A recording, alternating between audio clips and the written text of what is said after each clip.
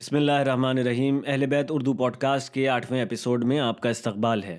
آج کے ایپیسوڈ کا عنوان ہے ڈاکٹر تیجانی سماوی کی کربلا معلیٰ میں حاضری۔ اپنے عراق کے سفر کا یہ واقعہ ڈاکٹر تیجانی سماوی صاحب نے اپنی کتاب میں خود نقل کیا۔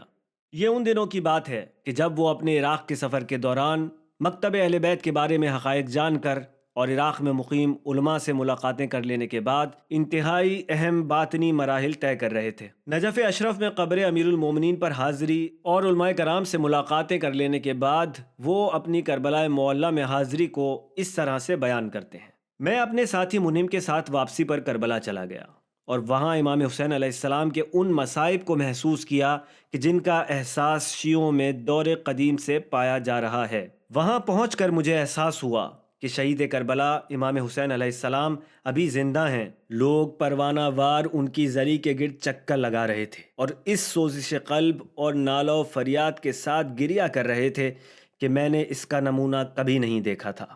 گویا امام حسین علیہ السلام ابھی شہید ہوئے ہیں۔ میں نے خطباء کو دیکھا کہ وہ واقعات کربلا کو بیان کر کے سامعین کے شعور کو گرما رہے ہیں۔ ہر طرف نالہ و بکا کی آوازیں ہیں، کوئی شخص اپنے نفس پر قابو نہیں رکھتا۔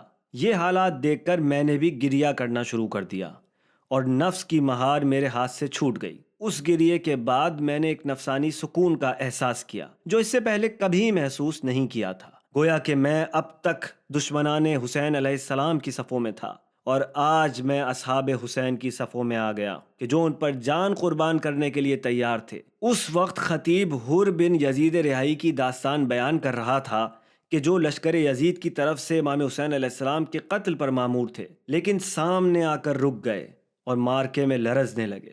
جب کسی نے پوچھا کہ کیا آپ موت سے ڈر رہے ہیں تو حر نے کہا، لا واللہ، میں اپنے نفس کو اس وقت جہنم و جنت کے درمیان پا رہا ہوں۔ اور اس کے بعد حر نے گھوڑے کو اینٹ لگائی اور لشکر حسین کی طرف یہ کہتا ہوا چلا کہ فرزند رسول، کیا میری توبہ قبول ہو سکتی ہے؟ ادھر خطیب کی زبان سے میں نے یہ الفاظ سنے اور ادھر میرے ضبط کے بندھن ٹوٹ گئے۔ میں شدت گریہ سے زمین پر گر پڑا، گویا کہ میں اپنے آپ کو حور کی منزل میں دیکھ رہا تھا اور امام حسین علیہ السلام کو آواز دے رہا تھا، فرزند رسول، کیا میری توبہ قبول ہو سکتی ہے؟ فرزند رسول، میری خطا کو معاف کر دیں۔ خطیب کی آواز بے حد مؤثر تھی، لوگوں کے نالہ و گریہ کی آواز بلند ہو چکی تھی۔ میرے دوست نے اتنے میں میرے گریے کی آواز سنی، وہ آیا اور اس نے مجھے اپنے گلے سے لگا لیا۔ مجھے ایسا محسوس ہوا گویا ایک مادر مہربان جس طرح سے اپنے بچے پر مہربانی کرتی ہے، میرا دوست مجھ پر اسی طرح مہربان ہو رہا تھا۔ اس کی زبان پر مسلسل یا حسین کی آواز تھی۔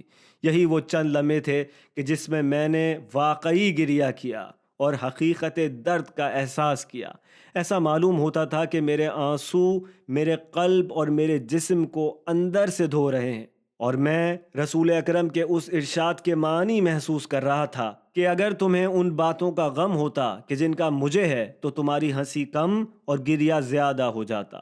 میں تمام دن انتہائی تنگ دل رہا۔ میرے دوست نے مجھے مسلسل تسلی دی، میرے واسطے ٹھنڈے شربت وغیرہ کا انتظام کیا، لیکن گویا میری طلب بالکل ختم ہو چکی تھی۔ میں برابر یہ تقاضا کر رہا تھا کہ میرے سامنے مقتل حسین کا ذکر کرو، اس لیے کہ میں اس واقعے سے مکمل طور پر بے خبر تھا۔ میرے شیوخ اس واقعے کا تذکرہ صرف اس انداز سے کیا کرتے تھے کہ جن دشمنان اسلام اور منافقین نے سیدنا عمر، سیدنا عثمان اور سیدنا علی کو قتل کیا تھا، وہی تھے کہ جنہوں نے امام حسین کو بھی قتل کیا۔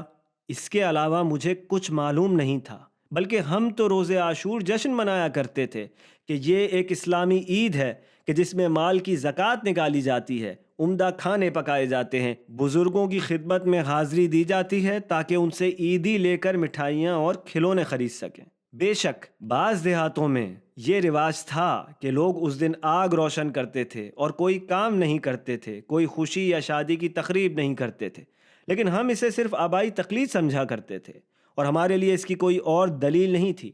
ہمارے علماء فضائل عاشورہ کی روایات بیان کرتے تھے اور اس کی برکتوں اور رحمتوں کا حیرت انگیز تذکرہ کرتے تھے۔ اس کے بعد ہم نے امام حسین کے بھائی سیدنا عباس کی زیارت کی۔ مجھے معلوم نہ تھا کہ یہ کون ہیں، لیکن میرے ساتھی نے ان کی جرت اور شجاعت کی داستان مجھے سنائی۔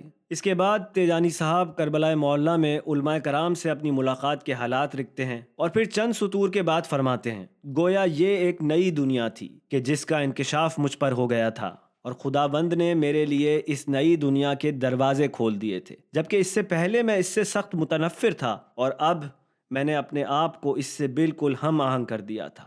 اس نئی دنیا نے میرے افکار میں انقلاب پیدا کر دیا اور مجھ میں بحث اور فکر و نظر اور تحقیق کا جذبہ پیدا ہو گیا تاکہ میں واقعی حقیقت کو دریافت کر سکوں۔